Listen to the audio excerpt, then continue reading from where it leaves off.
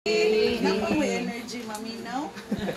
Very productive kayo sa ano. Anyway. Kuan lang. Nadungga na to yung stories. And then, common lang sa mga friends, no? Nakita na ko ba she's not good as a mother, only as a mother, no? Pero maayos po siya sa mga amiga, higala sa iyang mga anak. So, ang ako nag-contemplate ko mga kaigsunan ba nga, ang iyang life, Mama Sally lived a good life. So, the question is, asa ka si Mama Sally?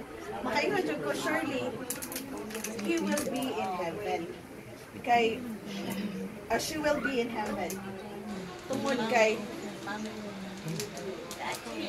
the reward sa iyong pagpanginabuhi, diri ba? Kaya makita na to how successful Ate Emily, how successful Ate Ann, how successful iyahang mga anak. So, kanang makaparmalandong ta nga kita ba karon nga buhi ba will we receive the same recognition kung maabot atong panahon.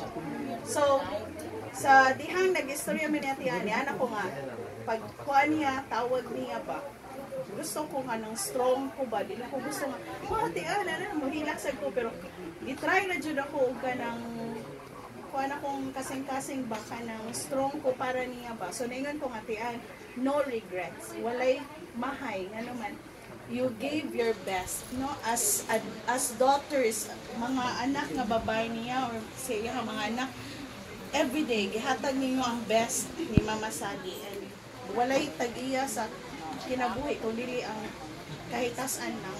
So, congratulations. Ako dyan siyang i-congratulate and I appreciate you kay ako po, being close sa ilang family, na-learn sa dako ba nga, how nice to see nga ang mga anak mo take care sa ilang ginikanan, even until kung magkinaunsa ba, and no satisfying nga bisag unsa sa ilang kakapoy kadlaw niyon pag uli ating man sa iyong ginikanan kay ma-relate na ko mga kaigsoon nga akong mama is mura suod sila ba kay mananahi the same age, and we're also taking care sa among ginikanan. So pag uli na ko sa balay akong giistoryahan ako mama si Mama Sally wala na sumura siya kanang na siya, pero nag-agi pod siya og kanang ICU, hospitalization. I thought nga mawala na siya, but we did not give up. And na-amaze na lang mi nga nabalik yung strength, nabalik iyang pagtabi, nabalik iyang memory. Ang time there was a time nga she can no longer remember sa iyang unong kaanak except naku ba nga permi niyang makita. So motong nakaingon ko nga maayo ang iyang pagpanginabuhi dinhi, dili lang kay napakita niya sa iyahang mga anak, ultimo na reflect po sa iyahang mga higala sa iyahang mga anak. So ma-miss na ko ang amo ra gyud gimakayan kay we promise nga after katong naisulnog dinhi we will visit her.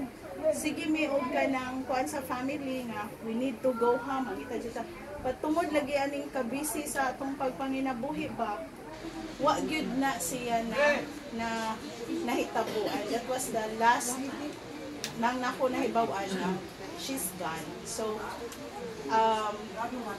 mo nang Ate Emily, Ate Ann sa inyong gaingon nga after this it might be lonely siya, pero kanang sa ako nang ginaingon keep moving kay wala mo ang nay kamahayan, you gave your best. So it's a lesson to me, to my family, and to everyone around nga maabot man gali ni siya nga panahon mohilak ta kay may ngawag ta, pero dili ta mohilak kay nagmahay ta nga wala na to nahatag ang angay na to ihatag sa ako ang ginikanan sa atong suod na higala sa atong suod. So mora na ang akong dalit motivation ako is Ate Ann bistro kay napakayong tambayan. Anak ko niya Ate Ann be strong kay life must go on kay nabulit ta sa utang tungod sa gusto natong mabuhi ang ato ang ginikanan, but magbayad ta nga dili ta magmahay, no? Nag-ingon ta nga gihatag na to ang blessed. So, hopefully, makita-kita ka sa langit, no? Na dili ni siya ang end. But this is just the beginning. Kita tanan. Maning kamot nga magkita kita sa langit. No? So, Attorney Fair,